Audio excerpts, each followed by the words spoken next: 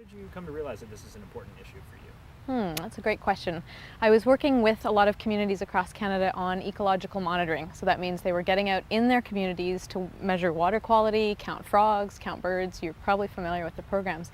And a lot of them were aware that they aren't just a community, that they're actually in a much bigger ecosystem. In Ontario, there's strong watershed conservation groups and that kind of thing. And then we, of course, have coastlines, wildlife corridors. And so these communities were really feeling like one piece of a much bigger system. And then the other thing was that they also felt that as local communities, they didn't always have the power to make decisions that affect them. So my research looks at sustainable development, but what does that mean for communities? It's easy maybe to define it for a country's strategy, but I think locally that's where we see the difference being made. So this is really what I'm tracking, is how communities have developed strategies for sustainability locally.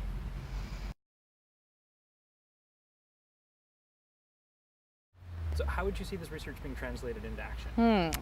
I have a vision for my community and hopefully other communities where research can be defined at the local level. What are their needs? What are their priorities? What are the big questions that are really critical for them and other decision makers in local government, let's say, to know about? And it has to be, the knowledge has to be provided in a timely way. So how can universities really support those communities in their quest for sustainability?